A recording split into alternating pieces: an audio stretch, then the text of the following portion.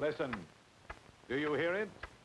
That is time ticking away. Disappearing into eternity. Adding minutes, hours, days to all our yesteryears. Time lost is never found again. It goes like the wind, like the tides, waiting for no men. Like electricity, time is of the moment only. It cannot be stored. Its energy is instantaneous. It must be used now or not at all. This very second will never come again. By losing present time, we lose all time. There is no other time than now.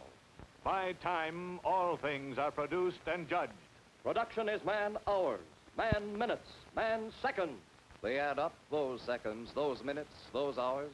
They add up to man days, man years, and men's lives. Men's lives. There's a responsibility. Men's lives hinging on production, hinging on the right gun, the right tank, the right plane, the right ship, the right material being at the right place at the right time. There's a responsibility.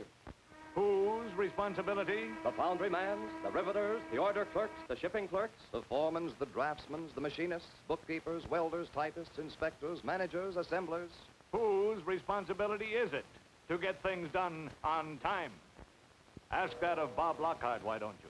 Bob Lockhart, Marine Private First Class, to whom time means nothing forevermore, in Pamascan, Island of Madura, in the South Java Sea.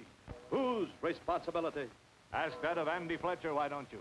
Andy Fletcher, Chief Bosun's mate, for whom time ended at 1:19 degrees, 11 minutes, 33 seconds east, 14 degrees, 21 minutes, 40 seconds north. Ask the children of Mrs. Clark, why don't you? Patsy and Tommy, 3 and 6, who'll never know 30 or 60 since bombers came out of the dawn. Whose responsibility? Whose responsibility is it, anyhow? Surely someone has the answer. You, over there, how about it?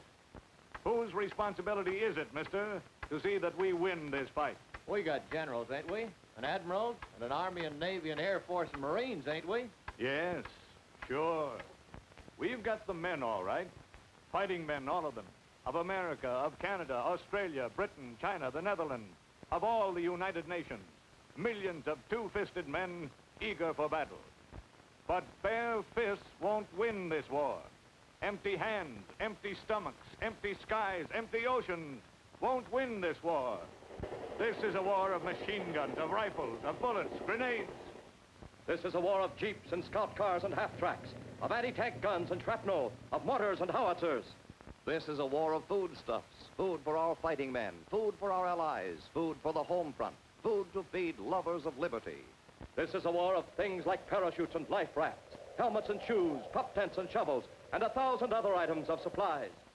This is a war of dive bombers, of long-range bombers, of interceptors, of fighter planes and transport planes.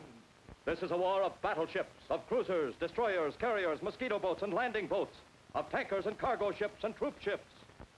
This is a war of machines. This is a war of production. All-out production for all-out war. Production now, this minute, this second, to do the job that must be done. It's a job of speed and more speed and more speed. A job of using time now to fight time lost. Time lost. What becomes of it? What does it add up to? It adds up to this. It adds up to unmade ships and unmade planes, unmade tanks and unmade guns, 1 million plus necessities with which to fight and win this war, unmade. It adds up to Bataan and Corregidor, Hong Kong and Singapore, Burma and Java and Greece and Holland and Belgium and Poland and France. It adds up to the children of Mrs. Clark, the children and women of China, Malaya, the Philippines, England, Denmark and Norway, the Low Countries, Latvia, Czechoslovakia. It adds up to Andy Fletcher, Chief Bosun's mate, and the men on destroyers down in the China Sea, the men on the cruisers down in the Java Sea, the men on the freighters down in the North Sea. It adds up to Bob Lockhart, Marine Private First Class, and the men of Dunkirk and Smolensk, Hangzhou and Palembang, Luzon and Borneo. Wait a minute. Can you hear me? Yes. Who are you? Bob Lockhart, the fellow you've been talking about. There's something I want to tell you. I've been thinking. I've got plenty of time for that, you know. Plenty. And I've been thinking of how it's the little things that add up. The little things that don't seem so important one by one, but added all together mean defeat or victory. Like the nail, remember? For want of a nail, the shoe was lost. For want of a shoe, the horse was lost. For want of a horse, the rider was lost. For want of a rider, the battle was lost. Yep, that's how they add up. Those little lost things. Those little lost things like seconds and minutes. I saw a chart once when I was a mill hand, and here's how it went. When 6 million workers lose 1 minute a day each, there's 100,000 productive hours lost in that single day. When 100,000 productive hours are lost in a single day, there have been 34 work years lost between sunrise and sunset. Between sunrise and sunset. You can win a war or lose a war between sunrise and sunset. A captain once told me that just one extra plane might swing the balance of power to victory. Think of all the extra planes that could be made from all the minutes that are lost between sunrise and sunset. Plenty, I'll bet you. Plenty. Now, don't get me wrong. I'm not complaining. Maybe my number was up, come what may. But I'd have sure liked it better if I could have knocked down that flying monkey from the sky before he got me. And I might have, too, if only... If only what, Bob? Well, it's kind of hard to know where to start exactly. You see, turning out this stuff for war is more than only one plant's doing, or one shop's doing, or one man's doing. It takes a lot of plants and a lot of shops and a lot of men and women all geared in together, all of them moving like clockwork. And no matter where a man or a woman works, on the production line, in the accounting department, the clerical department, the estimating department, the drafting department, or anywhere else, each of their jobs has to dovetail perfectly if schedules are to be maintained. I suppose that where my number first started to be up was when Molly McGivern, a typist in the clerical department of a prime contractor, got a call from her boyfriend.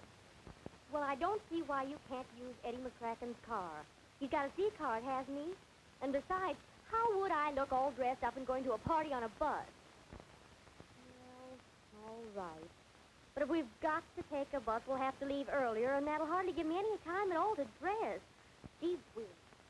Now, while Molly was fretting, her boss had received a rush order from Ordnance in Washington about changes to be made at once on a new AA gun that was destined for us. So the boss called in Molly and dictated instructions to be airmailed that night to a subcontractor, giving specifications for immediate changes to be made in production. Typing those specifications took time. And remember, Molly had a big date for that night. So she rushed to get done and made lots of mistakes. Well, correcting mistakes that you make when you're careless just doubles the time that you'd spend being cautious. So she added an hour to time lost already, and that caused more trouble. The order went airmail, but it missed the last pickup till later that evening, and that was too late for delivery next morning. See how it's growing? That snowball of lost time? And the bigger it gets, the more danger it has. But let's follow the order. After it got to the factory, it arrived in the third mail at 2 in the afternoon. And though it was marked rush, the girl in the mailroom thought otherwise. It just went in the pile with the rest of the stuff, marked for Murdoch, the order clerk. Now, Murdoch's okay, but he's gabby. So along about 4:30, when he wasn't far off from that order marked rush, he thought of a story and had to go tell it to Sweeney. And that reminded Sweeney of a story. And then Murdoch told another. And before you knew it, 15 minutes had slipped away. By the time Murdoch got back to work again, it was 15 minutes closer to quitting time. And he was still 20 minutes of work away from that order marked rush. Guess what happened? Of course.